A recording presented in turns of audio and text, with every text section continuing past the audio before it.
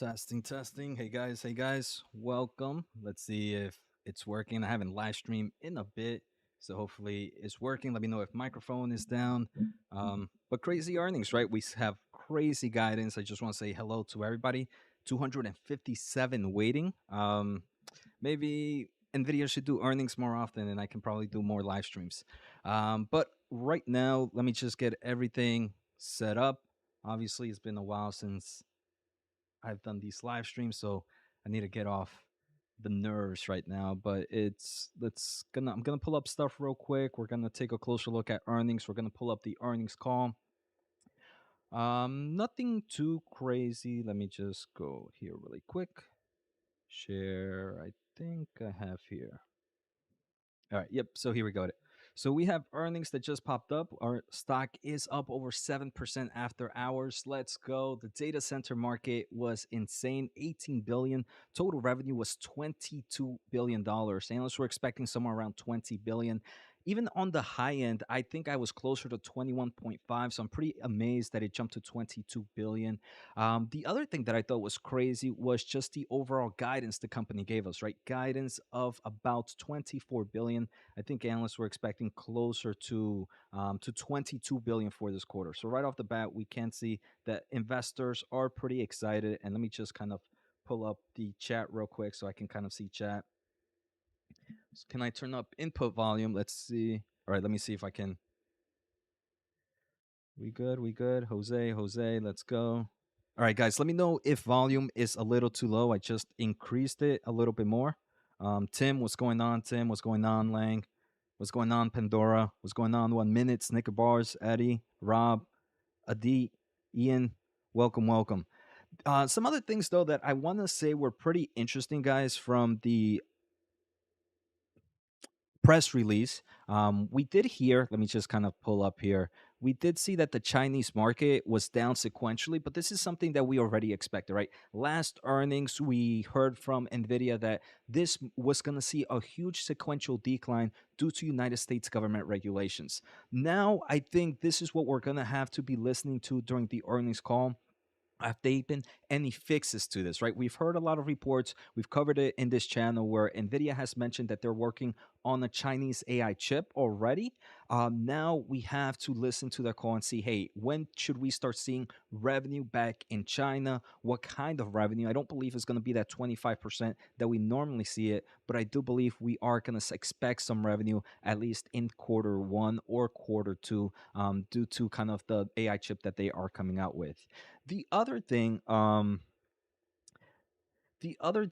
is over here. I have it on their balance sheet. Balance sheet is insane. Cash and cash equivalents of roughly $26 billion, up from 13.3 a year ago, and up from 18.3 a quarter ago. Now, I don't want to be a Debbie Downer to some extent, but me personally, I like when this company is building up that cash. Where let's say we ever have that hiccup of maybe AI over inventory correction, it allows this company to be a little bit more stable to some extent because of that huge cash flow. Now, what I'm also seeing is if there's a possibility for future acquisitions of maybe an AI startup, of maybe an AI chip, of maybe an AI software, NVIDIA has plenty of cash to be able to do this. Now, the final thing that I did kind of notice here is we did see purchase commitments and obligations from inventory, and I'm just keeping an eye on time. We do have the earnings call at 5, where I'm pretty much going to be quiet and just listen to the earnings call while we all listen together and discuss. But right off the bat, cash flow, we can see the purchase commitments did decline to $16.1 billion. And they do mention that this overall sequential decline is due to shortening lead times for certain components. So I'm happy here that they didn't mention any weakness of demand. I don't think they were going to mention any weakness of demand anyways, but off the bat, we can see that, hey, look, supply chains are improving dramatically. That's why we were able to see a nice revenue boost. And that's why we were able to provide a revenue guidance of $24 billion. So, one thing though that I am going to keep a closer eye out or a closer ear out during this earnings call is Nvidia. I don't believe this is the case, but again, as an investors, we need to understand both the negative side, the bearish side, and the bullish side.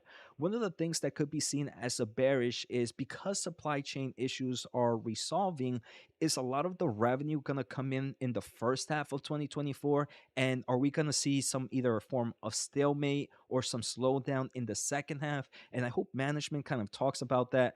I do believe analysts are going to be curious about the same thing. The supply chain improving kind of affect maybe revenue outlook for this year or revenue outlook for next year. So overall, I think earnings were pretty great. Nothing too crazy. Overall improvements in supply chain, which we expected. Overall decrease in the Chinese market, which we expected, and a huge destruction in data center being a monster. This is a company that last year made $27 billion. This year made $61 billion. So if you were to tell me, Jose, are we in the AI bubble right now? My answer is no. Maybe certain stocks are in the AI bubble, but I don't know. With these values, we know Nvidia's trading at a forward PE of like 30s, and forward 1 year of about 27. So to me, maybe a little bit priced, but nothing too overvalued. Not something I would call a bubble. But we can see the overall stock right now is up 7%, so super excited. Market cap, $1.7 trillion.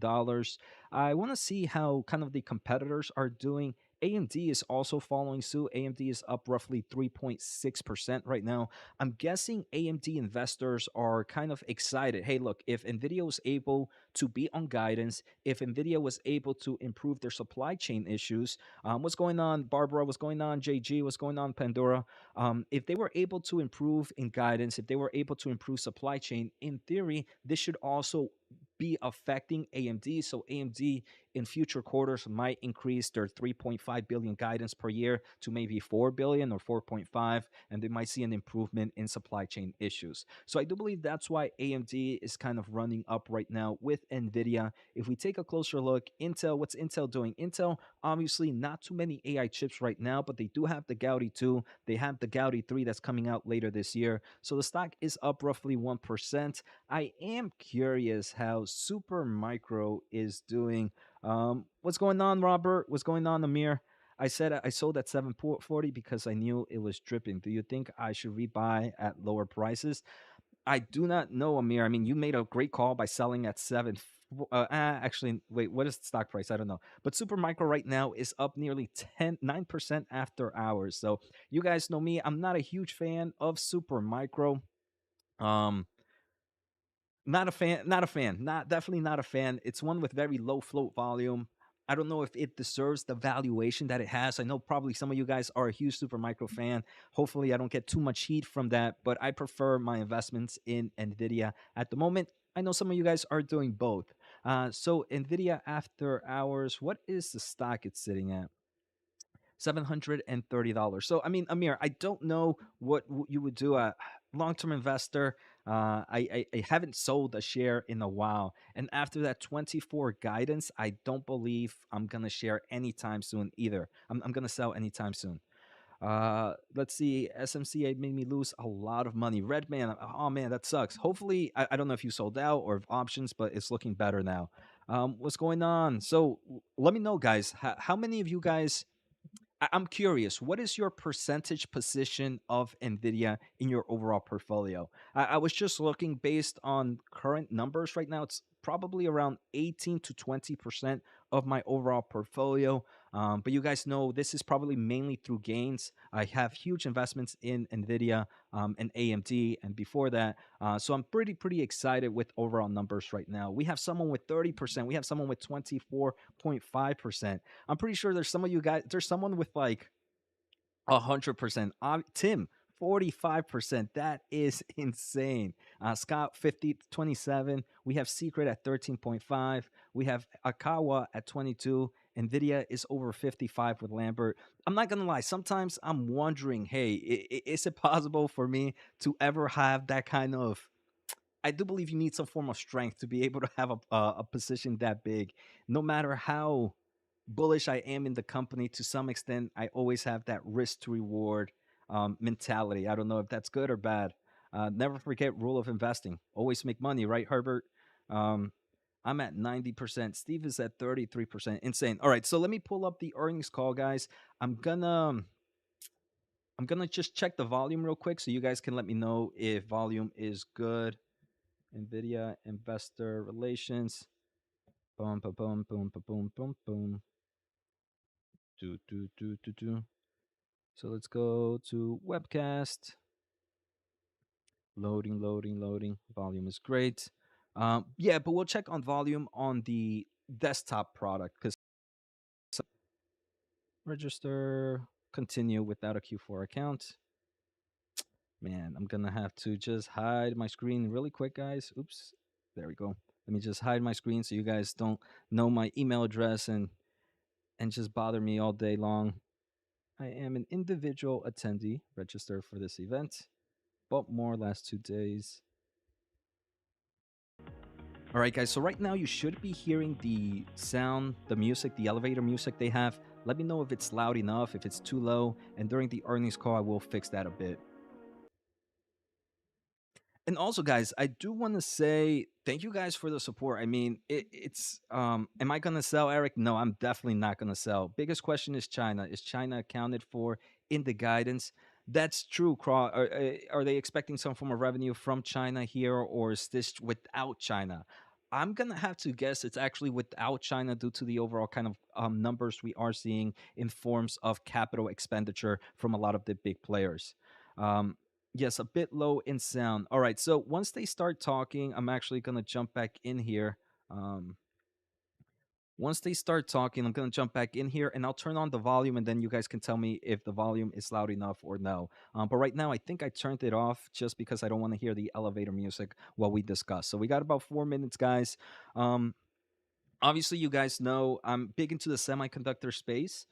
So any questions about semiconductor companies right now, any questions about Nvidia, AMD, feel free to let me know right now, before we get to this earnings call. I'll gladly answer my thoughts. um, Cat, nice name, I guess. Just bought the dip before it spiked. Holy smokes. I mean, congratulations to anybody, I'm guessing, that was able to pick up at the low of what, 660. Now the stock is sitting at 731. ASML's, is ASML up? ASML. ASML is up 2.2%. How high do you think AMD would go in the coming year? I mean, AMD has that potential, kind of growing that 3.5 billion to even 10 billion. So I do believe they have a huge opportunity to grow within the AI market. Now the question is, will they be able to achieve that based on supply chain issues, based on the competitive pressure here from Nvidia? I mean, Nvidia has their next generation, the Blackwell, that they're going to announce in GTC. So, I mean, there's definitely opportunity for AMD. I'm just not, unfortunately, a huge fan of their valuation at the moment based on their current guidance. But AMD, to me, it's my number one, two position, right? So obviously, I'm a little bit bullish. S. Kelly, you're my favorite. Thanks for all you do, Jose. Kelly, appreciate it. Thank you so much. I mean, obviously, you guys are being super nice to me right now because Nvidia's doing really good. But I'm sure if Nvidia was not doing really good, we would have a different conversation here on chat right now. And it's crazy, 761 people watching. I mean, it's insane. I started this YouTube stuff a while ago, so and I've never had numbers like that. It's obviously I've been in Nvidia before Nvidia was cool, so I'm able to. I feel comfortable being able to talk about it. But it's pretty crazy. So let's see. So now, did Jose hit a millionaire today? I wish. I wish. Nowhere. I wouldn't say nowhere near, but not a millionaire yet. What if you missed the boat on these stocks? How should we find a way to get in? If one missed the boat on Nvidia, I personally would just invest in semiconductor ETFs in general. Just my overall thoughts. And when I see an over inventory correction or some form of correction, because the semiconductor space does give us correction issues. Doesn't matter if things look good. There's always going to be a correction issue, and patience is going to be a key for those that might have missed. Um, let's see, what else do we have? What will Nvidia close at tomorrow? JG, I don't know. I wish I knew. Hopefully above 730. I like it above 730. Um, I bought 2.5K at today's dip too. Congratulations. Thanks, man, for your insight. You have very good knowledge. Appreciate it. Appreciate it. If Jose ever retires, he loses his identity as the NVIDIA guy because he has to sell. Yeah, yeah, I can. I can't. I mean, I have to be the NVIDIA guy for a long, long time. Jose is gonna sell me. Q, what's going on? Q, appreciate the love. Q, thank you, thank you. And again, guys, we have the earnings call. Great earnings. We beat on revenue, beat on earnings. Guidance was insane. 24 billions at guidance. I think that isn't what after hours 744 stock is up 10%. Will SMCI or Nvidia stock split this year? I do believe so. To welcome everyone to the All right, NVIDIA's guys, let me fourth know if quarter volume earnings is too call. low real All lines quick, have and been then I'll placed on increase mute it. to prevent any background noise. After the speaker's remarks, there will be a question and answer session. If you would like to ask a question during this time, simply press star followed by the number one on your telephone keypad. If you would like to withdraw your question, press star one again. Thank you. Simona Jankowski, you may begin your conference. Thank you. Good afternoon, everyone, and welcome to NVIDIA's conference call for the fourth quarter and fiscal 2024. With me today from NVIDIA are Jensen Huang, President and Chief Executive Officer, and Colette Kress, Executive Vice President and Chief Financial Officer. I'd like to remind you that our call is being webcast live on NVIDIA's Investor Relations website. The webcast will be available for replay until the conference call to discuss our financial results for the first quarter of fiscal 2025. The content of today's call is NVIDIA's property. It can be reproduced or transcribed without our prior written consent. Hey guys, make sure During to this subscribe to call, the we may channel if you make haven't. forward-looking Thank you. statements based on current expectations. These are subject to a number of significant risks and uncertainties, and our actual results may differ materially.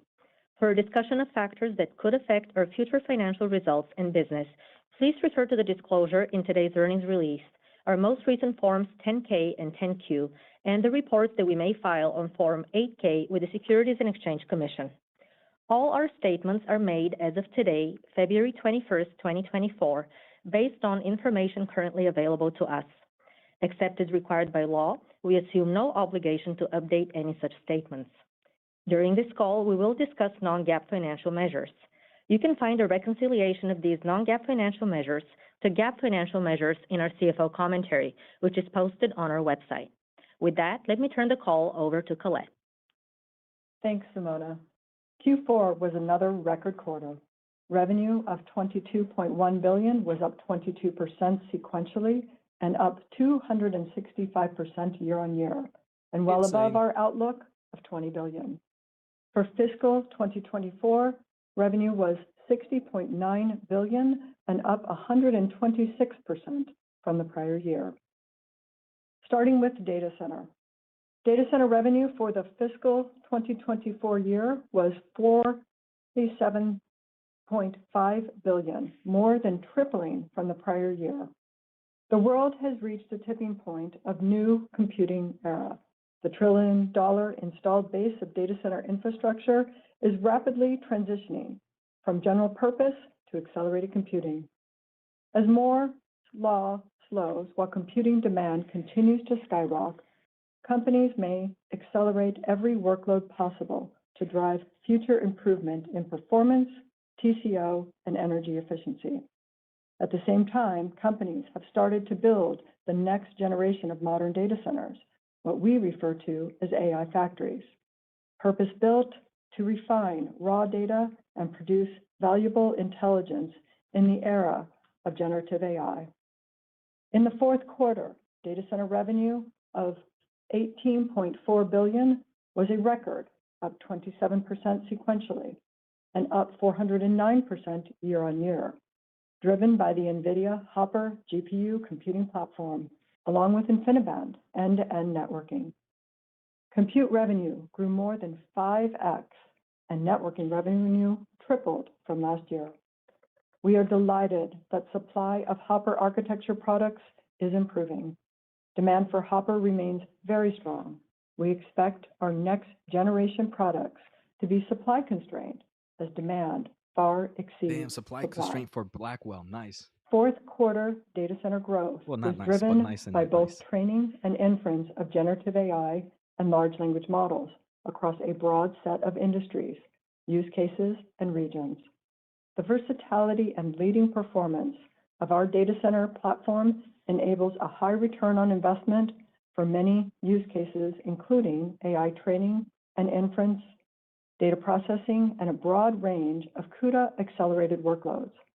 We estimate in the past year, approximately 40% of data center revenue was for AI inference. Building and deploying AI solutions has reached virtually every industry. Many companies across industries are training and operating their AI models and services at scale.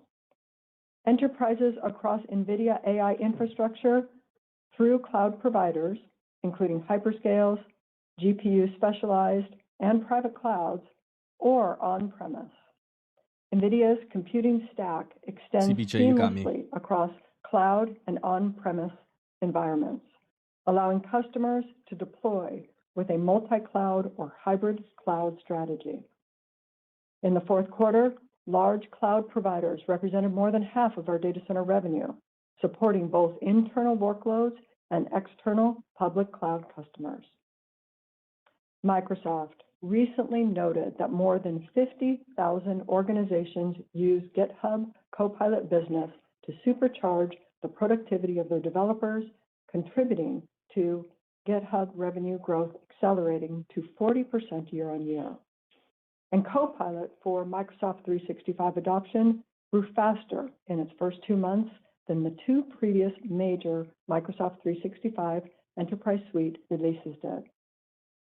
Consumer internet companies have been early adopters of AI and represent one of our largest customer categories. Companies from search to e-commerce, social media, news and video services, and entertainment are using AI for deep learning-based recommendation systems. These AI investments are generating a strong return by improving customer engagement, ad conversation, and click-throughs rates. Meta, in its latest quarter, cited more accurate predictions and Meta's improved such a huge advertiser customer of performance Nvidia. as contributing to the significant acceleration in its revenue. In addition, consumer internet companies are investing in generative AI to support content creators, advertisers, and customers through automation tools for content and ad creation, online product descriptions, and AI shopping assistance. Enterprise software companies are applying generative AI to help customers realize productivity gains. Early customers we've partnered with for both training and inference of generative AI are already seeing a lot of notable good stuff, commercial but known success. stuff. Nothing too crazy yet. ServiceNow's generative AI products in their latest quarter drove their largest ever net new annual contract value contribution of any new product family release. We are working with many other leading AI and enterprise software platforms as well, including Adobe, Databricks, Getty Images, SAP, and Snowflake. The field of foundation large language models is thriving. Anthropic, Google, Inflection, Microsoft, OpenAI, and xAI are leading with continued amazing breakthrough in generative AI. Exciting companies like Adept, AI21, Character AI, Cohere, Mistral, Perplexity, and Runway are building platforms to serve enterprises and creators. New startups are creating LLMs to serve the specific languages, cultures, and customs of the world's many regions. And others are creating foundation models to address entirely different industries, like recursion, pharmaceuticals, and generative biomedicines for biology. These companies are driving demand for Nvidia AI infrastructure through hyperscale or GPU specialized cloud providers. Just this morning, we announced that we collaborated with Google to optimize its state-of-the-art new Gemma language models to accelerate their inference performance on Nvidia GPUs in the cloud, data center, and PC. One of the most notable trends over the past year is the significant adoption of AI by enterprises across the industry verticals, such as automotive, healthcare, and financial services.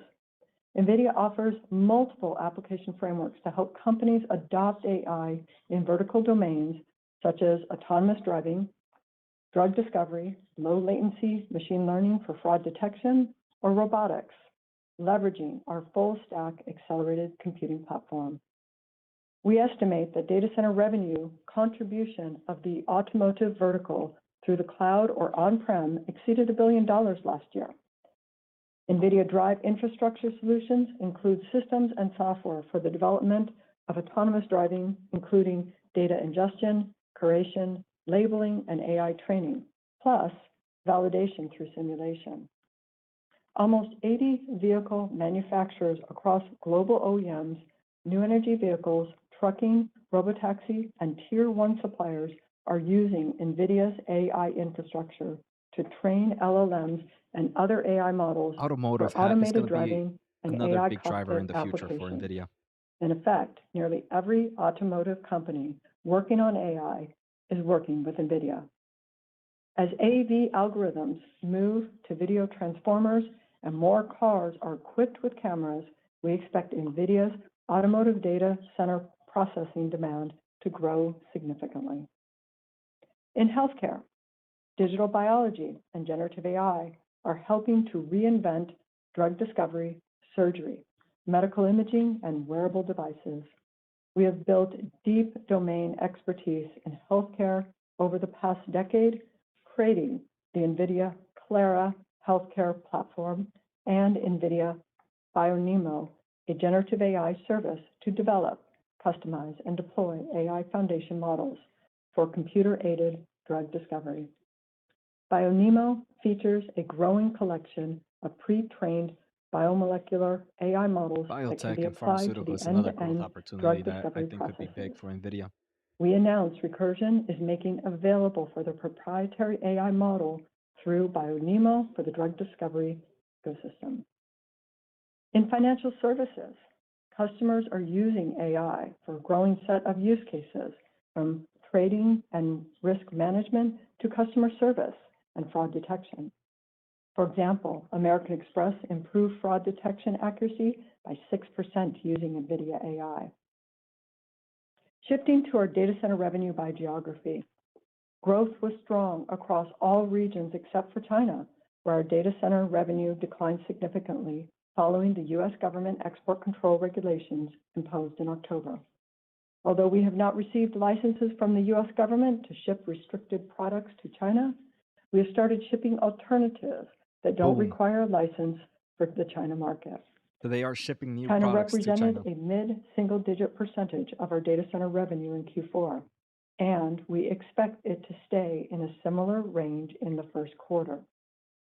In regions outside of the U.S. and China, So it still has sovereign some AI slowdowns has there, become but I think an we're going to start to additional see demand improvement in driver. China.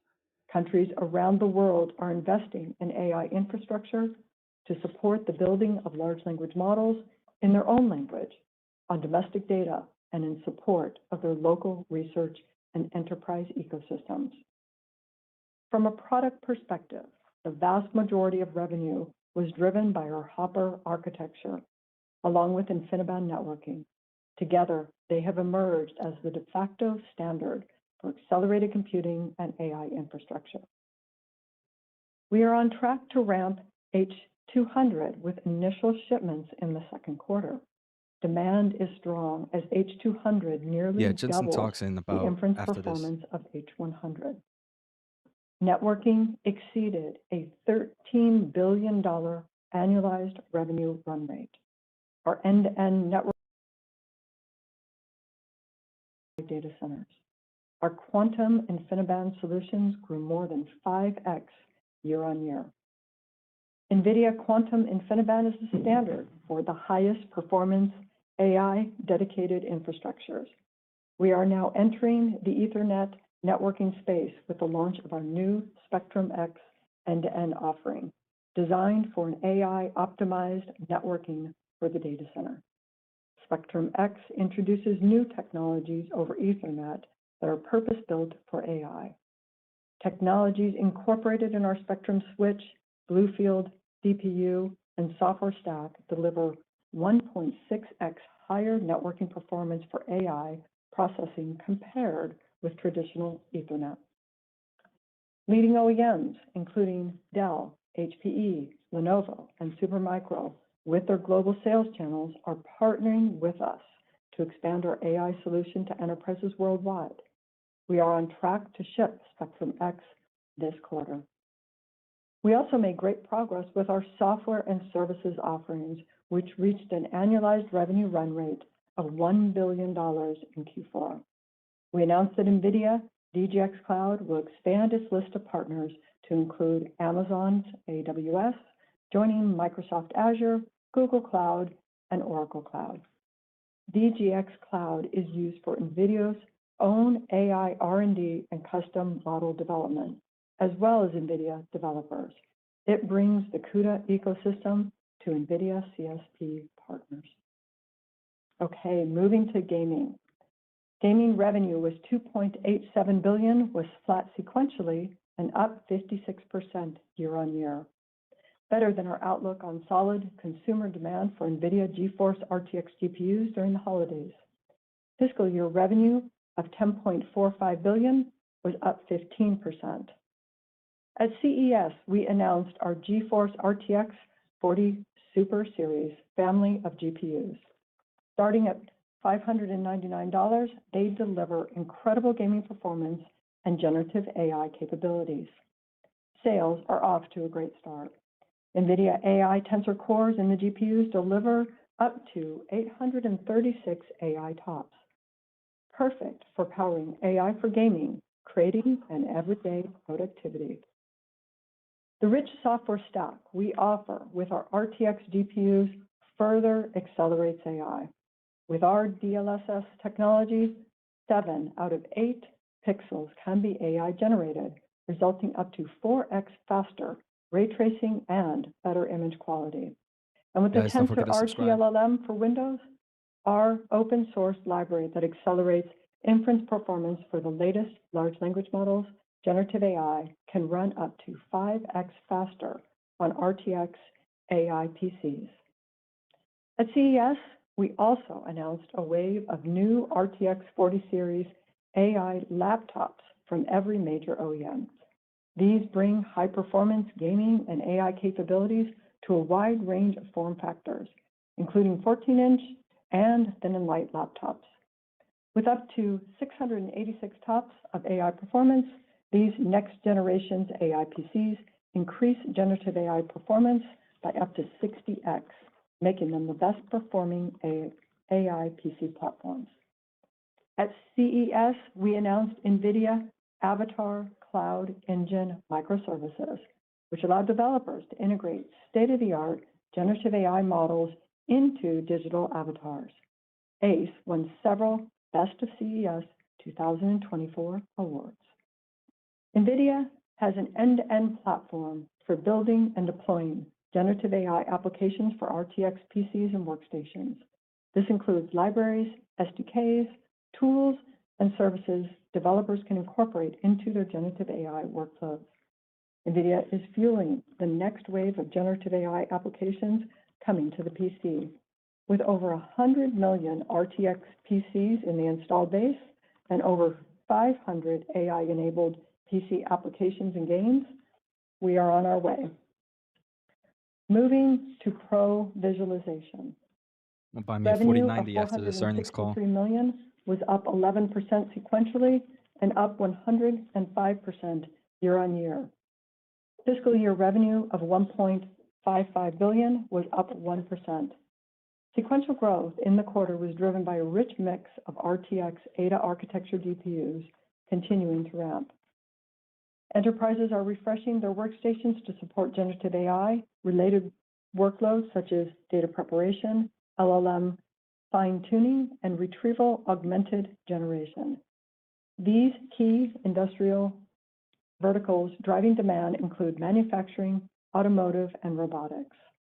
The automotive industry has also been an early adopter of NVIDIA Omniverse as it seeks to digitalize workflows from design to build, simulate, operate, and experience their factories and cars. At CES, we announced that creative partners and developers, including Brickland, WPP, and ZeroLight, are building Omniverse-powered car configurators. Leading automakers like Lotus are adopting the technology to bring new levels of personalization realism, and interactivity to the car buying experience. Moving to automotive. Revenue was $281 million, up 8% sequentially and down 4% year on year. Fiscal year revenue of $1.09 billion was up 21%, crossing the $1 billion mark for the first time on continued adoption of the Nvidia Drive platform by automakers. Nvidia Drive Orin is the AI car computer of choice for software-defined AV fleets. Its successor, We're really just Nvidia waiting for Drive the Q&A Thor, session here. designed All for this you vision can read in the press transformer, release. often offers more AI performance and integrates a wide range of intelligent capabilities into a single AI compute platform, including autonomous driving and parking, driver and passenger monitoring, and AI cockpit functionality, and will be available next year. There were several automotive customer announcements this quarter. Li Auto, Great Wall Motor, Zeekr, the premium EV subsidiary of Geely, and Xiaomi EV all announced new vehicles built on NVIDIA. Moving to the rest of the P&L. GAAP gross margins expanded sequentially to 76% and non-GAAP gross margins to 76.7% on strong data center growth and mix. Our gross margins in Q4 benefited from favorable component costs. Sequentially, GAAP operating expenses were up 6% and non-GAAP operating expenses were up 9%, primarily reflecting higher compute and infrastructure investments and employee growth. In Q4, we returned $2.8 billion to shareholders in the form of share repurchases and cash dividends. During fiscal year 24, we utilized cash of $9.9 billion towards shareholder returns, including $9.5 billion in share repurchases. Let me turn to the outlook for the first quarter. Guidance. Total revenue is expected to be $24 billion, plus or minus 2%. We expect sequential growth in data center and ProViz, partially offset by seasonal decline in gaming. GAAP and non-GAAP gross margins are expected to be 76.3% and 77%, respectively, plus or minus 50 basis points. Similar to Q4, Q1 gross margins are benefiting from favorable component costs. Beyond Q1, for the remainder of the year, we expect gross margins to return to the mid-70% range. GAAP and non-GAAP operating expenses are expected to be approximately $3.5 billion and $2.5 billion, respectively. Fiscal year 2025 GAAP and non-GAAP operating expenses are expected to grow in the mid-30% range as we continue to invest in the large opportunities ahead of us. GAAP and non-GAAP other income and expenses are expected to be an income of approximately $250 million, excluding gains and losses from non-affiliated investments. GAAP and non-GAAP tax rates are expected to be 17%, plus or minus 1%, excluding any discrete items. Further financial details are included in the CFO commentary and other information available on our IR website. In closing, let me highlight some upcoming events for the financial community. We will attend the Morgan Stanley Technology and Media and Telecom Conference in San Francisco on March 4th, and the TD Cowen's 44th Annual Healthcare Conference in Boston on March 5th. And of course, please join us for our annual GTC conference starting Monday, March 18th in San Jose, California. To be held in person for the first time in 5 years, GTC will kick off with Jensen's keynote, and we will host a Q&A See you session for guys at financial GTC. analysts the next day, March 19th. We are now open the call for questions. Operator, would you please poll for questions? At this time, I would like to remind everyone, in order to ask a question, press star, then the number one on your telephone keypad. We'll pause for just a moment to compile the Q&A roster. As a reminder, please limit yourself to one question. Your first question comes from the line of Toshiya Hari from Goldman Sachs. Your line is open. Hi, thank you so much for taking the question and congratulations on the really strong results. My question is for Jensen on the data center business. Clearly, you're doing extremely well in the business. I'm curious how your expectations for calendar 24 and 25 have evolved over the past 90 days. And as you answer the question, I was hoping you can touch on, some of the newer buckets within data center, things like software, sovereign AI. I think you've been pretty vocal about how to think about that medium to long term. And recently there was an article about, Nvidia potentially participating in the ASIC market. Is there like any 30 credence to questions. that? And if so, how should we think about you guys playing in that market over the next several years? Thank you. Thanks, Toshiya. Let's see. There were three questions. One more time. First question was, can you? Sovereign AI. Well, I guess your expectations for data center, how they've evolved. Thank you. Okay. Yeah.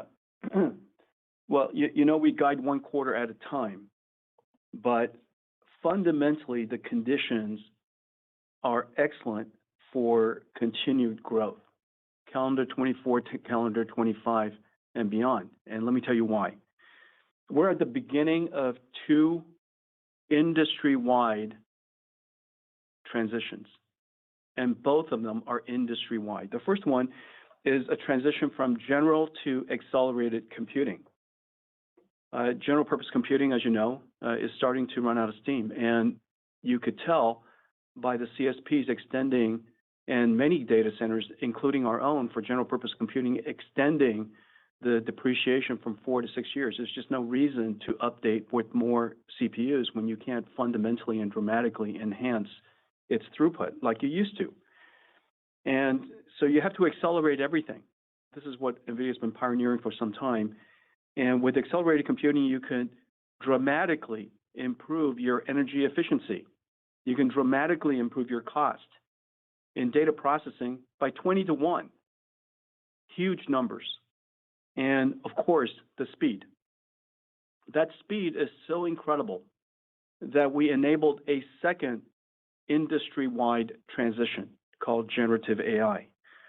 Generative AI, I'm sure we're going to talk plenty about it during the call. But remember, generative AI is a new application. It is enabling a new way of doing software, new types of software being created. It is a new way of computing. You can't do generative AI on traditional general purpose computing. You have to accelerate it. And the third is it is enabling a whole new industry. And this is something worthwhile to take a step back and look at, and it connects to your last question about sovereign AI. A whole new industry in the sense that for the very first time, a data center is not just about computing data and storing data and serving the employees of a company. We now have a new type of data center that is about AI generation, an AI generation factory. And you've heard me describe it as AI factories. But basically, it takes raw material, which is data, it transforms it with these AI supercomputers that NVIDIA builds, and it turns them into incredibly valuable tokens. These tokens are what people experience on the amazing ChatGPT or Midjourney or search these days are augmented by that. All of your recommender systems are now augmented by that. The hyper personalization that goes along with it. All of these incredible startups in digital biology, generating proteins and generating chemicals, and the list goes on. And so all of these tokens are generated in a very specialized type of data center. And this data center we call AI supercomputers and AI generation factories. But we're seeing diversity. One of the other reasons, So at the foundation is that. The way it manifests into new markets is in all of the diversity that you're seeing us in. One, the amount of inference that we do is just off the charts now. Almost every single time you interact with ChatGPT, you know that we're inferencing. Every time you use Midjourney, we're inferencing. Every time you see amazing these Sora videos that are being generated, or Runway, the videos that they're editing, Firefly, NVIDIA is doing inferencing. The inference part of our business has grown tremendously. We estimate about 40%. The amount of training is continuing because these models are getting larger and larger. The amount of inference is increasing. But we're also diversifying into new industries. The large CSPs are still continuing to build out. You could see from their CapEx and their discussions. But there's a whole new category called GPU specialized CSPs. They specialize in NVIDIA AI infrastructure, GPU specialized CSPs. You're seeing enterprise software platforms deploying AI. ServiceNow is just a really, really great example. You see Adobe, you see others, SAP and others. You see consumer internet services that are now augmenting all of their services of the past with generative AI, so they can have even more hyper-personalized content to be created. You see us talking about industrial generative AI. Now our industries represent multi-billion-dollar businesses. Auto, health, financial services, in total, our vertical industries are multi-billion-dollar businesses now. And of course, sovereign AI. The reason for sovereign AI has to do with the fact that the language, the knowledge, the history, the culture of each region are different. And they own their own data. They would like to use their data, train it to create their own digital intelligence, and provision it to harness that raw material themselves. It belongs to them. Each one of the regions around the world, the data belongs to them. The data is most useful to their society. And so they want to protect the data. They want to transform it themselves, value-added transformation into AI, and provision those services themselves. So we're seeing sovereign AI infrastructures being built in Japan, in Canada, in France, so many other regions. And so my expectation is that what is being experienced here in the United States, in the West, will surely be replicated around the world. And these AI generation factories are going to be in every industry, every company, every region. And so I think this last year we've seen generative AI really becoming a whole new application space, a whole new way of doing computing, a whole new industries being formed, and that's driving our growth. Your next question comes from a line of Joe Moore from Morgan Stanley. Your line is open. Great, thank you. I wanted to follow up on the 40% of revenues coming from inference. That's a bigger number than I expected. Can you give us some sense of, where that number was, maybe the year before, how much you're seeing growth around LLMs from inference, and how are you measuring that? Is that, I assume it's in some cases the same GPUs you use for training and inference. How solid is that measurement? Thank you. I'll go backwards. The estimate is probably understated, but we estimated it, and let me tell you why. Whenever a year ago,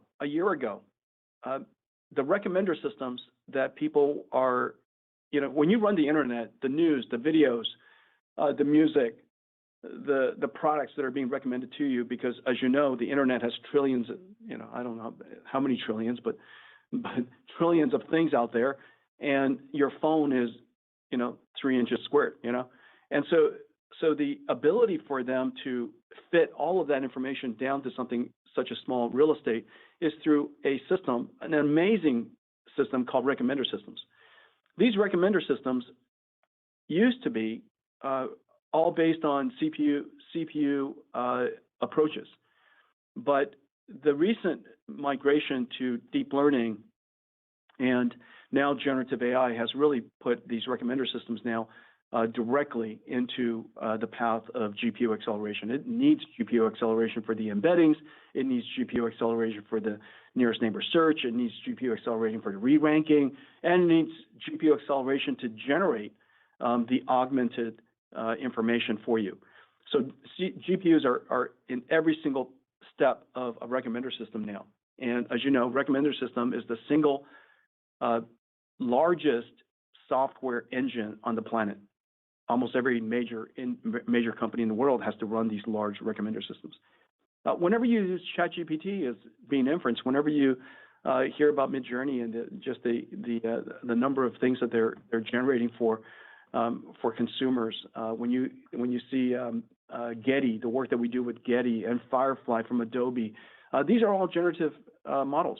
The list goes on, and none of these, as I mentioned, existed a year ago. 100% new. Your next question comes from a line of Stacy Rasgon from Bernstein Research. Your line is open. Hi, guys. Thanks for taking my question. Colette, I wanted to touch on your comment that you expected the next generation of products, I assume that meant Blackwell, to be supply constrained. Great question already. Can you dig into that a little bit?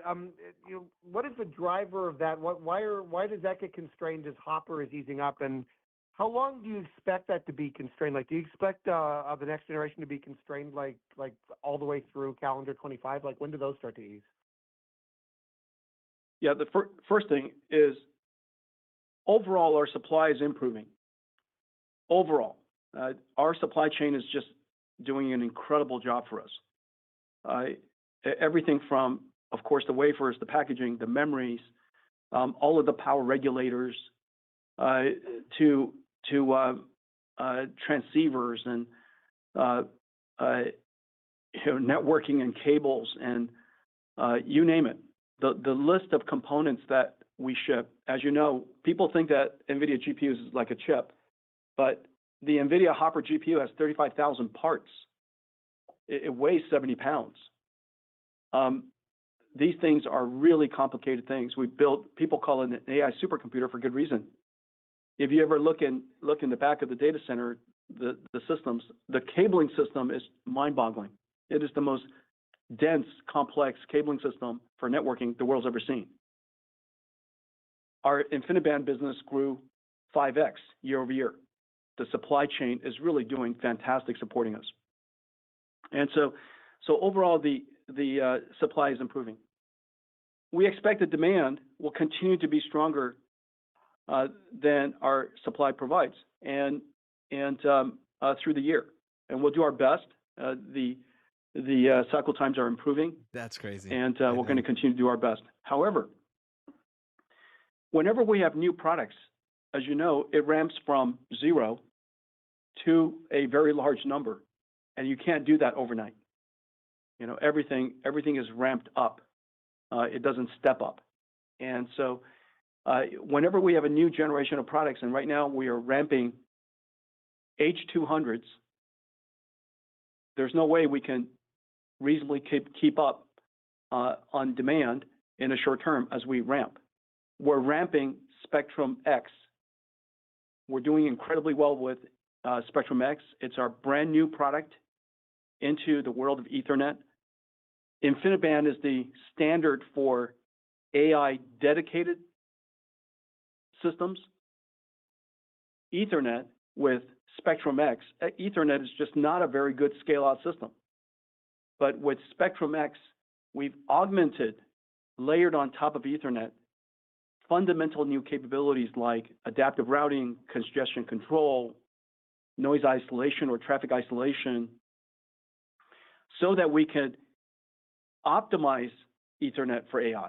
And so InfiniBand will be our AI dedicated infrastructure. Spectrum X will be our AI optimized networking, and that is ramping. And so we'll you know, with all of new products, demand is greater than supply, and that's just kind of the nature of new products.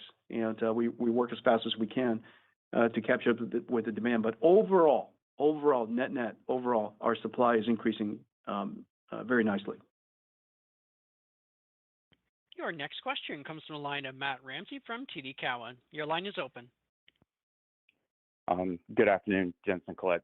Congrats on the results. I wanted to ask, I guess, a two-part question, and it comes at what Stacy was just getting at on your demand being significantly more than your supply, even though supply is improving. And I guess the two sides of the question are, I guess, first for Colette, like, how are you guys thinking about allocation of product in terms of customer readiness to deploy and sort of monitoring if there's any kind of buildup of product that might not yet Pretty be much turned asking on? how to And then prevent over I guess, inventory correction. Jensen, for you, I'd be really interested to hear you speak a bit about a thought that you and your company are putting into the allocation of your product across customers, many of which compete with each other, across industries to smaller startup companies, to things in the healthcare arena, to governments.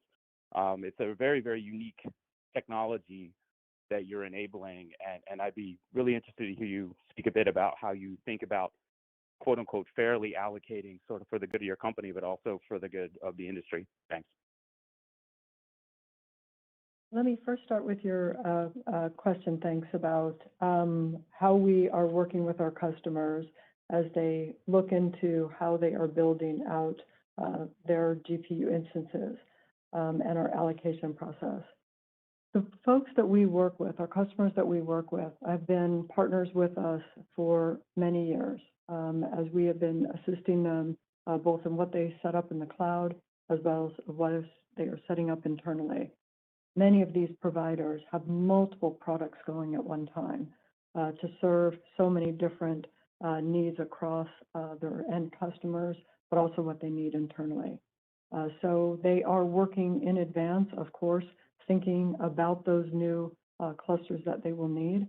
And our discussions with them continue, not only on our Hopper architecture, but helping them understand the next wave and getting their interest and getting their outlook for the demand that they want. So it's always a moving process in terms of what they will purchase, what is still being built, and what is in use for end customers. But the relationships that we've built and their understanding of the sophistication of the build has really helped us with that allocation and both helped us with our communications with them. First, our CSPs have a very clear view of our product roadmap and transitions.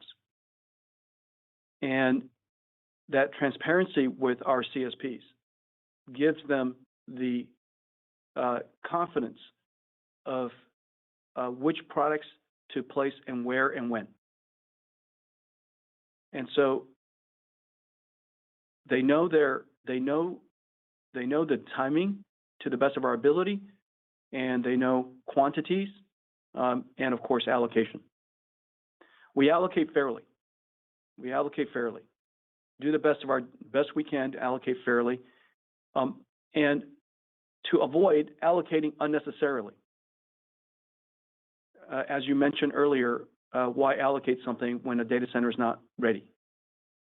Nothing is more difficult than to have anything sit around. And so allocate fairly and to avoid allocating unnecessarily.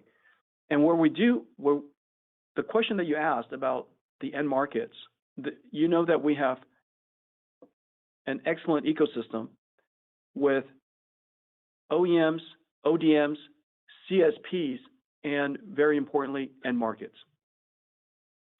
What NVIDIA is really unique about is that we bring our customers, we bring our partners, CSPs and OEMs, we bring them customers.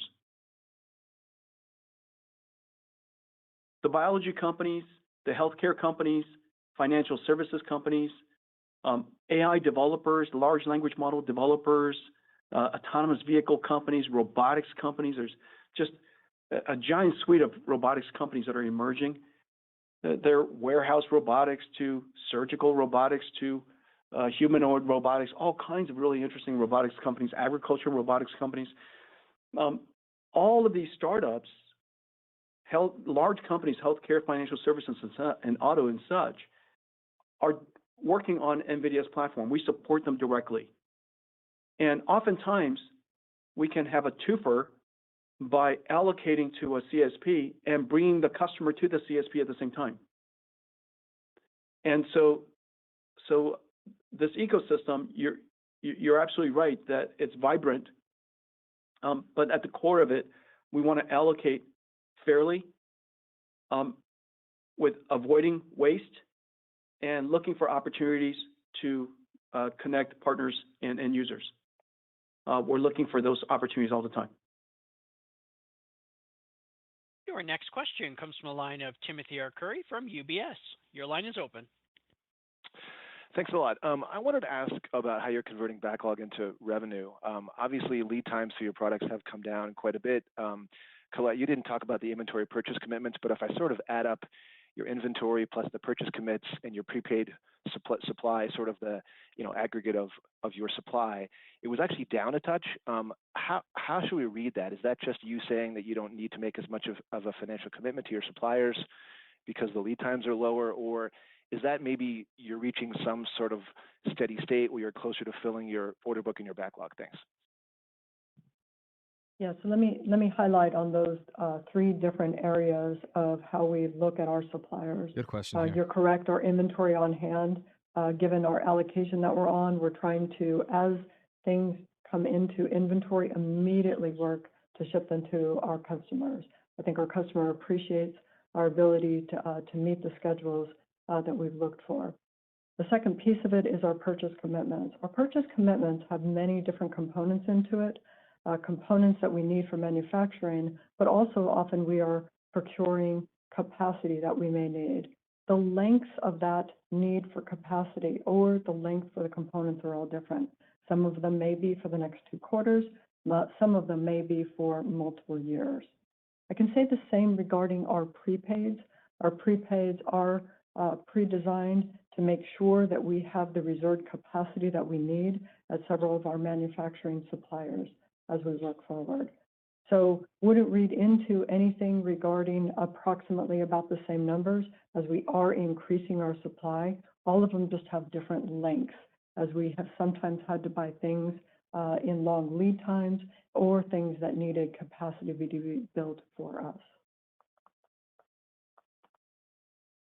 Your next question comes from a line of Ben Reitz from Melius Research. Your line is open. Yeah, thanks. Congratulations on the results.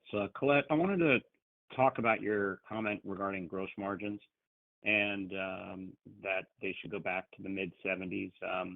If you don't mind unpacking that. And also, is that due to the HBM content in the new products? And what do you think are the drivers of that comment? Thanks so much. Yeah, thanks for the question.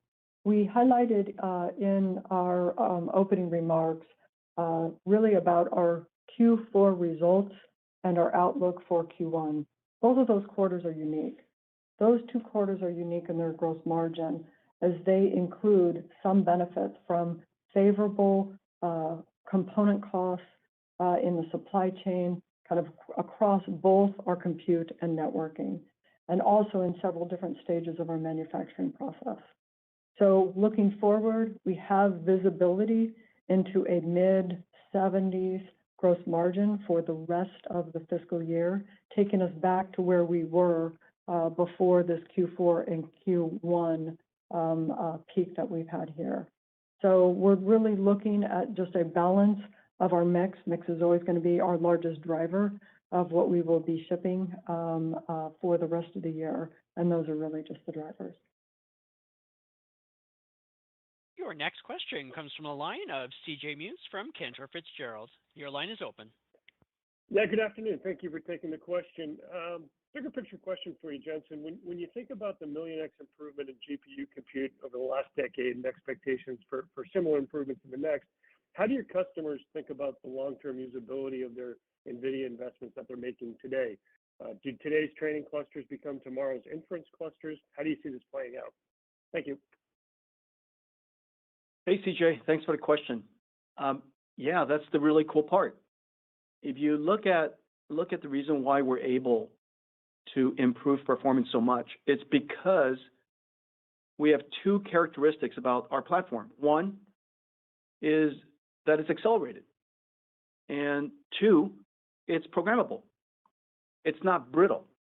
NVIDIA is the only architecture that has gone from the very, very beginning, literally the very beginning when CNNs and Alex Kershevsky and Ilya Sutskever and Jeff Hinton first revealed AlexNet, all the way through RNNs to LSTMs to every RLs to deep learning RLs to transformers to every single version and every species that have come along, vision transformers, multimodality transformers, every single, and then now time sequence stuff, every single variation, every single species of AI that has come along, we've been able to support it, optimize our stack for it, and deploy it into our installed base. This is really the great, amazing part. On the one hand, we can invent new architectures and new technologies like our tensor cores, like our transformer engine for tensor cores, improve new numerical formats and structures of processing, like we've done with the different generations of tensor cores, meanwhile, supporting the installed base at the same time.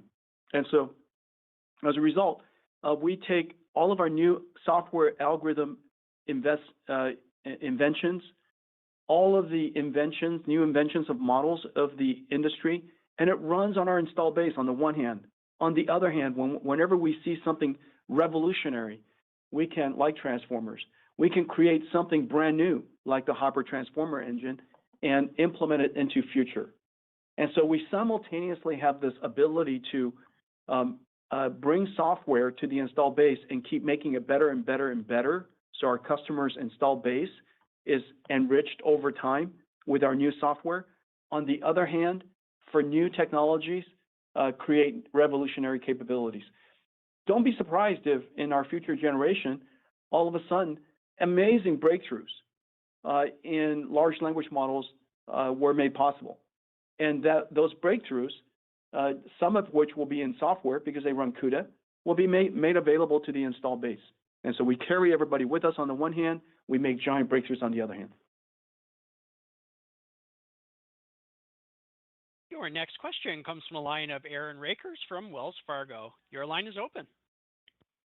Yeah, thanks for taking the question. I wanted to ask about the China business. I know that in the prepared comments, you said that you started shipping some alternative solutions into China. You also pointed out that you expect that contribution to continue to be about a mid-single digit percent of your total data center business. So I guess the question is what is the extent of products that you're shipping today into the China market, and why should we not expect that maybe other alternative solutions come to the market and expand your breadth to participate in that opportunity again? Thank you. At the core, remember, the U.S. government wants to limit the latest capabilities of NVIDIA's accelerated computing and AI to the Chinese market. And the U.S. government would like to see us be as successful in China as possible. Within those two constraints, within those two pillars, if you will, are the restrictions. And so we had to pause when the new restrictions came out. We immediately paused so that we understood what the restrictions are, reconfigured our products in a way that is not software hackable in any way. And that took some time. And so we reset our product offering to China, and now we're sampling to customers in China. And we're going to do our best to compete in that marketplace and succeed in that marketplace within the specifications of the restriction. And so that's it. China picks up in quarter two. This last quarter, our business significantly declined as we paused in the marketplace. We stopped shipping in the marketplace. We expect this quarter to be about the same. But after that, hopefully we can go compete for our business and do our best, and we'll see how it turns out. Your next question comes from a line of Harsh Kumar from Piper Sandler. Your line is open. Yeah, hey, Jensen, Colette, and NVIDIA team. First of all, congratulations on a stunning quarter and guide. I wanted to talk about a little bit about your software business, and it's pleasing to hear that it's over $1 billion. But I was hoping, Jensen or Colette, if you could just help us understand what the different parts and pieces are for the software business. In other words, just help us unpack it a little bit so we can get a better understanding of where that growth is coming from. Let me take a step back and explain the fundamental reason why NVIDIA will be very successful in software. So first, as you know, accelerated computing really grew in the cloud. In the cloud service providers have really large engineering teams, and we work with them in a way that allows them to operate and manage their own business. And whenever there are any issues, we have large teams assigned to them, and their engineering teams are working directly with our engineering teams, and we enhance, we fix, we maintain, we patch the complicated stack of software that's involved in accelerated computing. As you know, accelerated computing is very different than general purpose computing. You're not starting from a program like C++, you compile it and things run on all your CPUs. The stacks of software necessary for every domain, from data processing, SQL structured data versus all the images and text and PDF, which is unstructured, to classical machine learning, to computer vision, to speech, to large language models, all of recommender systems. All of these things require different software stacks. That's the reason why NVIDIA has hundreds of libraries. If you don't have software, you can't open new markets. If you don't have software, you can't open and enable new applications. Software is fundamentally necessary for accelerated computing. This is the fundamental difference between accelerated computing and general purpose computing that most people took a long time to understand. And now people understand that the software is really key. In the way that we work with CSPs, that's really easy. We have large teams that are working with their large teams. However, now that generative AI is enabling every enterprise and every enterprise software company to embrace accelerated computing. And when it is now essential to embrace accelerated computing because it is no longer possible, no longer likely anyhow, to sustain improved throughput through just general purpose computing. All of these enterprise software companies and enterprise companies don't have large engineering teams to be able to maintain and optimize their software stack to run across all of the world's clouds and private clouds and on-prem. So we are going to do the management, the optimization, the patching, the tuning, the install base optimization for all of their software stacks. And we containerize them into our stack. We call it NVIDIA AI Enterprise. And the way we go to market with it is think of that NVIDIA AI Enterprise now as a runtime, like an operating system. It's an operating system for artificial intelligence. And we charge $4,500 per GPU per year. And my guess is that every enterprise in the world, every software enterprise company that are deploying software in all the clouds and private clouds and on-prem will run on NVIDIA AI Enterprise, especially, obviously for our GPUs. And so this is going to likely be a very significant business over time. We're off to a great start, and Colette mentioned that it's already at $1 billion run rate, and we're really just getting started. Thank you. I will now turn the call back over to Jensen Huang, CEO, for closing remarks. The computer industry is making two simultaneous platform shifts at the same time. The $1 trillion install base of data centers is transitioning from general purpose to accelerated computing. every data center will be accelerated so the world can keep up with the computing demand with increasing throughput while managing cost and energy. The incredible speed up of NVIDIA enabled a whole new computing paradigm, generative AI, where software can learn, understand, and generate any information, from human language to the structure of biology and the 3D world. We are now at the beginning of a new industry where AI-dedicated data centers process massive raw data to refine it into digital intelligence. Like AC power generation plants of the last industrial revolution, NVIDIA AI supercomputers are essentially AI generation factories of this industrial revolution. Every company in every industry is fundamentally built on their proprietary business intelligence, and in the future, their proprietary generative AI. Generative AI has kicked off a whole new investment cycle to build the next $1 trillion of infrastructure of AI generation factories. We believe these two trends will drive a doubling of the world's data center infrastructure installed base in the next 5 years and will represent an annual market opportunity in the hundreds of billions. This new AI infrastructure will open up a whole new world of applications not possible today. We started the AI journey with the hyperscale cloud providers and consumer internet companies.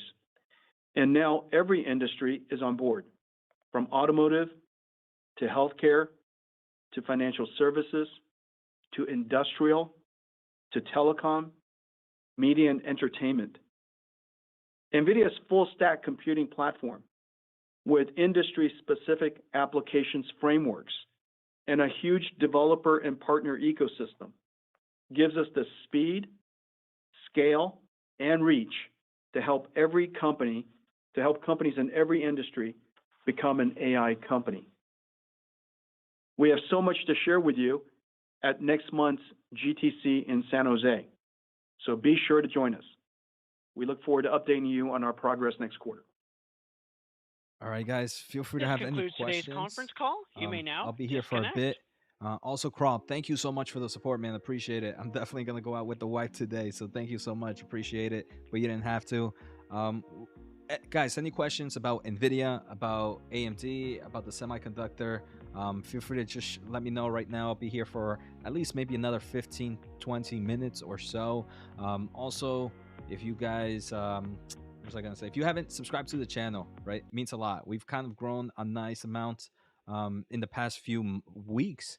We've gone from 30,000 to over 36,000 in about 5 weeks. So thank you guys for the support. You guys know I follow NVIDIA.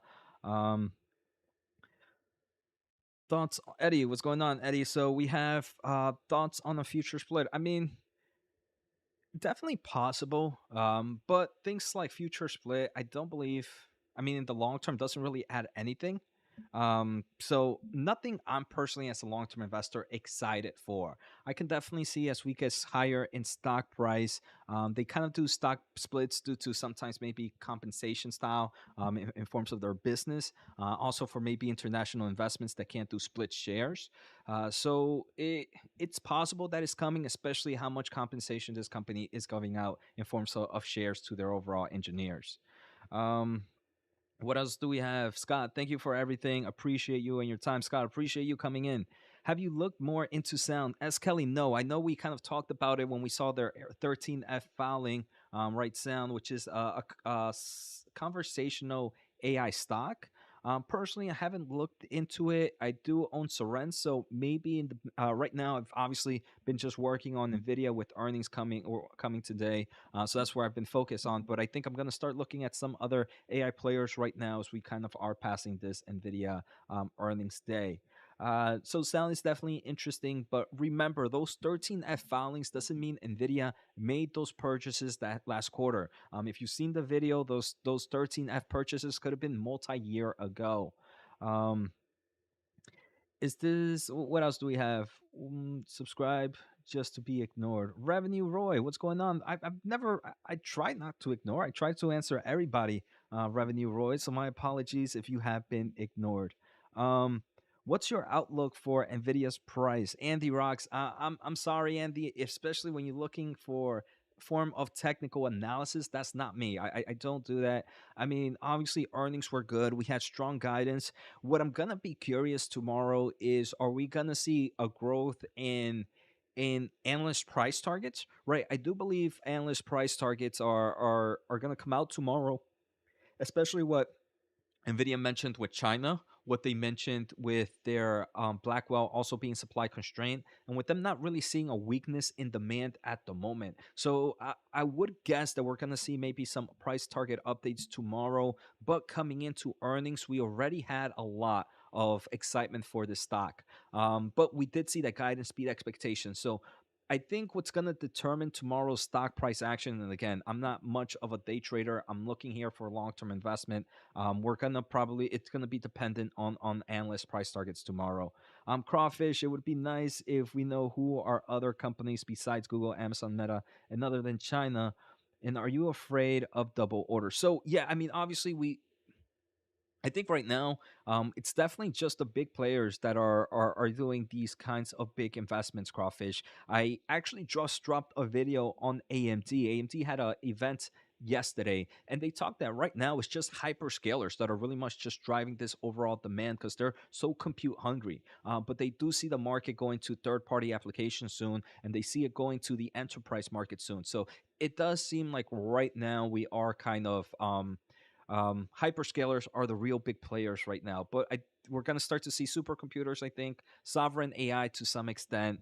And now, am I afraid of double orders? I do think so, Crawfish. I think that's probably my biggest risk for Nvidia right now is over inventory correction. I'm not saying it's gonna happen anytime soon, but over inventory correction is what's gonna, in my opinion, give the correction this stock price needs. And not needs, but we'll see. I'm not sure if that'll happen 2 quarters from now, 3 quarters, 4 quarters, 2 years from now. But I do believe that over inventory correction will happen with double orders. At the same time, I do believe Nvidia is being smart, Crawfish, with their orders. They most likely have some form of agreements. I think they talked about it in previous earnings call that they are making agreements where they're either non-cancelable or they have to purchase other products if they cancel. So double orders, in my opinion, are not as bad as we might have seen in during like 2020 and 2021 when we kind of see that supply chain issue. But I do kind of still see that as somewhat of a risk. Vish, appreciate the donations as well. Let's see, guys. I might have missed some. If I miss one, just feel free to ask questions again. I'm just scrolling down here. How much will demand for HBM memory chips will increase? I do believe pretty high, right? We're seeing things like 3D stacking, right? We're seeing MI300 with 192 gigs of HBM, and I'm pretty sure they're going to continue to increase as large language models and foundation models are going to go. But at the moment, right, HBM to some extent is still a very small portion to a lot of memory companies. So that's something to keep in mind of how the memory market might be impacted. Let's see. Did we already see price target increases? Sorry. We see Rosenblatt. Let me just open up right here so we can kind of see so I can just kind of see.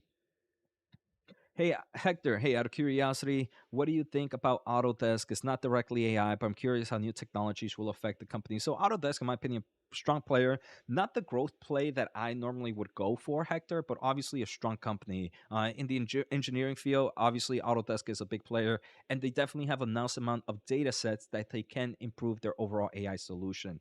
Sweet.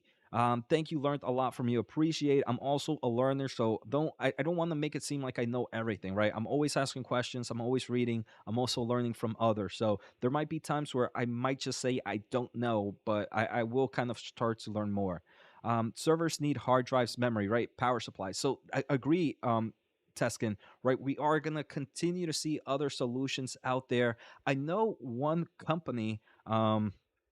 A company out there is MPS Investor Relations. So, Monolithic Power Systems, this is one that I've looked at in the past, but let me see if I can kind of look at their overall investor presentation. Let's see, Investors Relations. This is, let's see, sorry. View all events, view presentations. Maybe they might cover it here. But this is a company that provides things like power supplies for motherboards. Let's see if they talk about it here. They Yeah, so for example, they're talking MPS. I don't even know how the stock has traded. One, I should keep a closer eye out. I've definitely year to date is up 18%. In the past year, it's up 50%. But for those that want to do more research on MPS, they provide kind of the power subcomponents that go on CPU boards, that obviously go on AI servers, that go on racks, and therefore on data centers. So here on the server board, they kind of talk about how $80 of MPS content goes into their servers.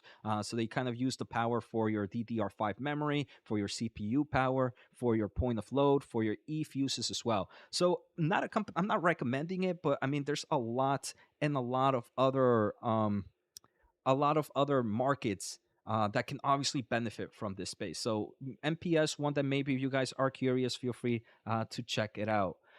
So let's see, Jose, what city do you live in? Kelly, that's pretty crazy. So I mean, I'm not gonna say what city, but I do reside in New Jersey. But I do vacation a lot and work from home. So I'm usually in different states. Not a flex, but luckily working from home, I can do that.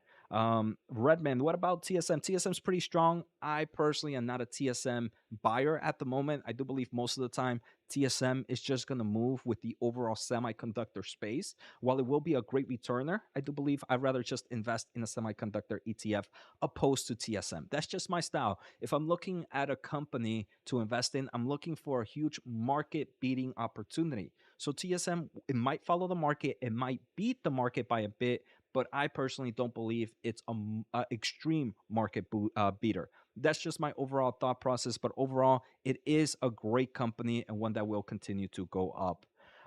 What always, Miss Ann, really appreciate you, Jose, new to the market, and really appreciate your insight, Miss Ann. Welcome to the market. I do want to say there's a lot of ups and downs right now in the AI market. Obviously, we are seeing a lot of ups, but just be prepared that sometimes things can get pretty messy. How about SMCI? SMCI, interesting company. They can definitely have growth opportunities. I've done plenty of episodes on SMCI. I personally am not a fan of trading buying this company at a forward PE ratio of 26, wherein the same type of PE ratio can forward PE ratio can be found in a company like Nvidia. So I would obviously prefer Nvidia over SMCI, but obviously SMCI is doing amazing. What else do we know? I think the most important question on everyone's mind: what does AI stand for? Artificial intelligence, or what do you? Is there another question outside of that? CBJ. Revenue Roy seeking alpha has it as hold and strong sell for Ion Q. Is that what you were talking about, Roy? I might have missed it, Roy. I personally don't know much about Ion Q, so can't really share much thought process there. Hector, appreciate the response. No problem. There are 5 firms that have released price target upgrades higher. Justin, in the past few hours already. Let's see. Maybe I can log into which one is it? Koifin? I forget which one I'm using. I'm using a little bit of a lot nowadays. Yeah, so let's see. Nvidia, let's see, news. Koifin should pay me here. So I haven't seen anything in forms of guidance. But I don't know if, let's see, Nvidia price target.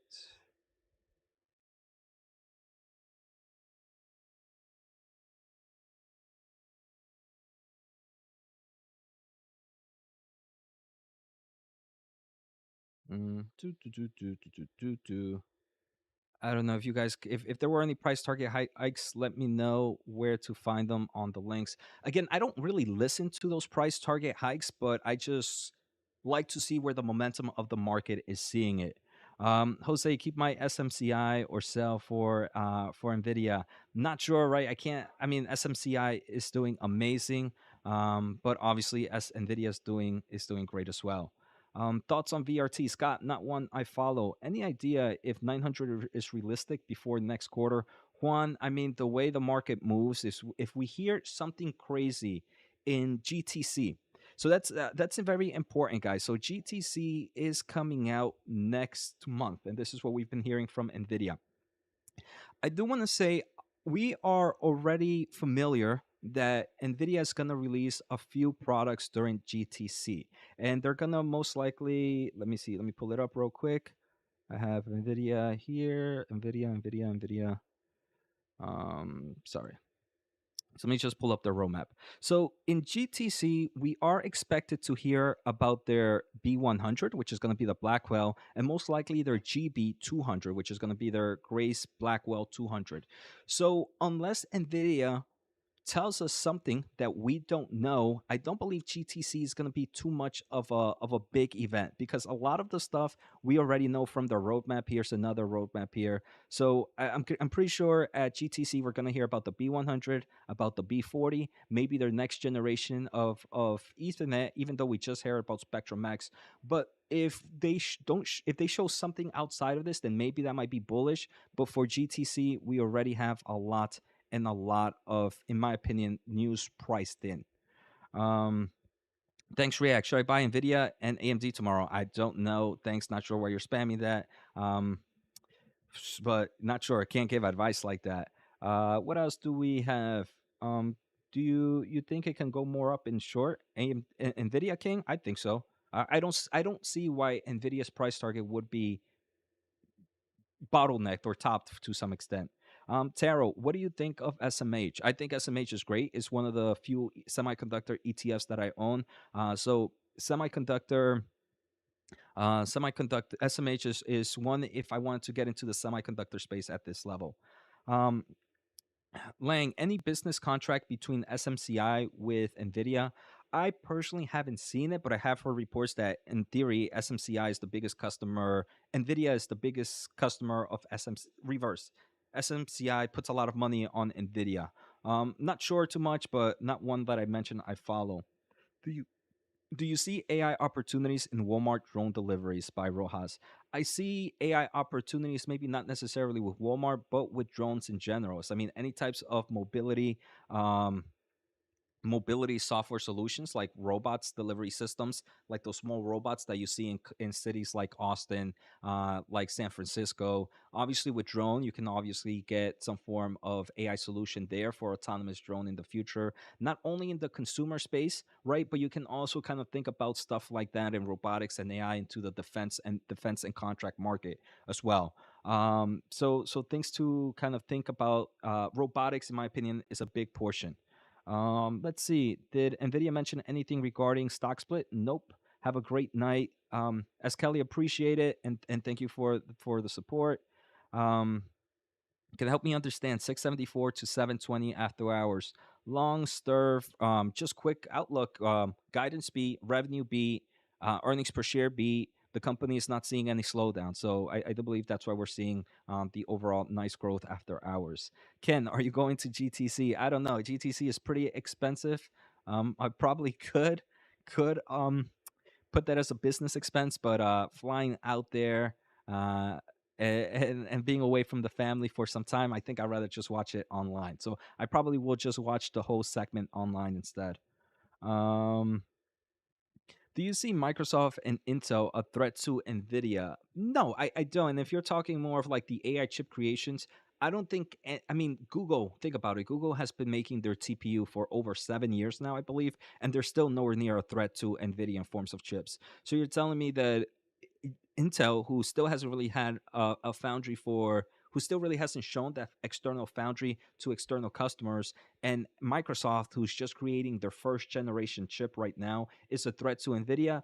Not right now. I don't believe any company at the moment is a real threat to Nvidia. Obviously, that can change within the next 2 to 3 years.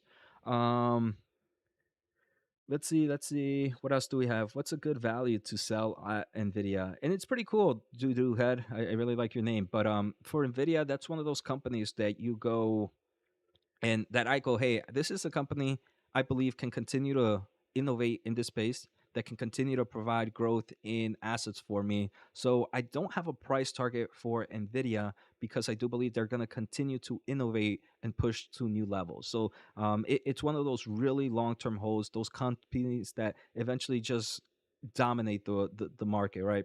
Um, how quickly did the Nvidia stock jump when the reports first came out? I'm not sure. It took a while, Teskin, I believe. I think it only started to jump after people really started to read the report. Nvidia 800 next week. What are we thinking? Possible, but not.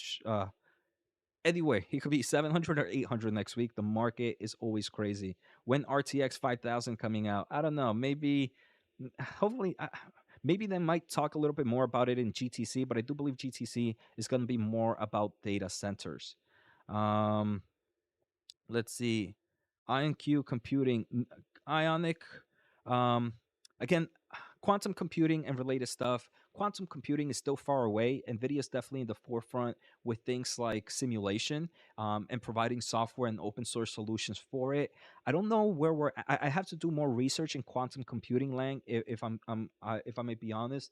But based on the big players that are dealing with big high performance computing like AMD, like Intel, like Nvidia, it still seems like we're still pretty far from quantum computing, at least 5 to 10 years. So IonQ might be one of those companies where it seems if they're dealing with quantum computing, it's in the early stages and can go pretty much anywhere. Yeah, Intel, Tuscan, Intel, yeah, they have their Quibbit chips. I forget what they call them. But again, it's still only in the research phase. I don't think they have like big customers for those chips that they have. Their Quibbits chips. But definitely, like I mentioned, we're still in baby steps here in the quantum computing market. Crawfish, again, you don't have to do this, man. Just enjoy the show, but definitely appreciate all the donations here. This is pretty good. What did they mean by tipping point? Not sure, Mario. What are you talking about? Tipping point in regards to what? Um, I'm considering to buy Rivian in the morning. What do you think? I'm not. If in the EV space, the only one I really own, King, is Tesla, and that's because it deals with the AI market. I know some people don't like Tesla and the AI space it does, but that's just my overall thesis for that company. So outside of that, I don't think I have any too much exposure into the EV market. So I know there might be other people out there that cover Rivian a lot better than me. Someone asked about other semiconductor ETF. I like SMH, SOX, SOXM, I believe. There's a few semiconductor ETFs that I really do enjoy in this market. Um, Derek, we are rich. I wish we were richer, but you'll see me again doing more videos. What other companies are in the NVIDIA ecosystem that no one is talking about yet? Uh, Teskin, I really do believe one that is very early stages and it's a big risk but best reward is I want to say Recursion. I think Recursion is doing a lot with their pre-revenue. This is like a less than 1% in my portfolio position, but this one can definitely benefit from the AI market. Like I mentioned, another one that could be there is MPS. They provide a lot of power solutions for server boards, and other markets is available, so that could be another place that no one is talking about. Some others that I've covered before are Bessie Stock, BE Semiconductor, and let's see if we can see Bessie Investor Relations. So Bessie does create a lot of technology for things like advanced packaging solutions, and let's see if we can go to their. Sometimes I just want investor presentation. So I'm just gonna again, none of these are buying recommendations, but just so you guys are familiar with them. Bessie investor presentation. Come on, can you just give me do. Come on. I'm